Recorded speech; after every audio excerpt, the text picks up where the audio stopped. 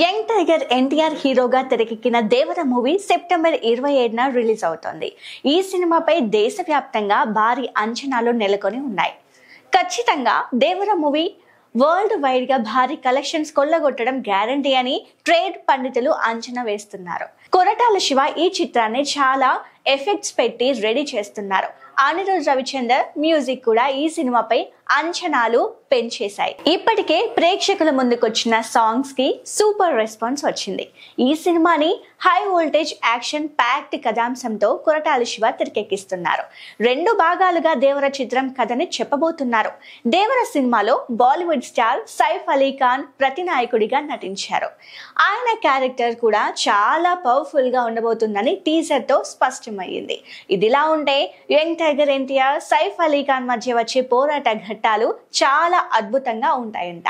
Climax episode లో అయితే ఇద్దరి మధ్య ముష్టి యుద్ధం ఉంటుందంట.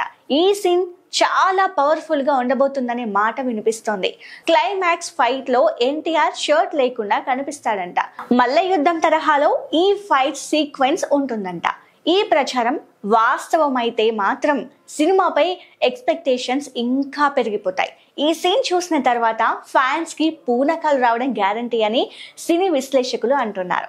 గతంలో టెంపర్ సినిమాలో ఎన్టీఆర్ ఒక సాంగ్ లో షర్ట్ లేకుండా కనిపించారు. అరవింద సమేతలో కూడా ఫిట్నెస్ తో స్టన్ అయ్యేలా కనిపించాడు. ఇక దేవరా సినిమాలో మాత్రం అంతకు మించి అనేలా క్లైమాక్స్ ఫైట్ షర్ట్ లేకుండా కండలు తిరిగిన శరీరంతో ఎన్టీఆర్ కనిపిస్తాడనే మాట వినిపిస్తోంది. ఎన్టీఆర్ ఆర్ట్స్, యువసుధ ఆర్ట్స్ సంయుక్తంగా ఈ చిత్రాన్ని నిర్మిస్తున్నాయి.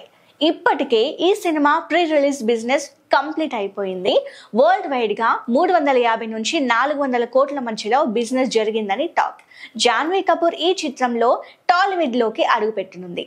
సినిమా నుంచి వచ్చిన 2 సాంగ్స్ లో జాన్వీ కపూర్ గ్లామర్ షో ప్రేక్షకులకి బాగా కనెక్ట్ అయ్యింది.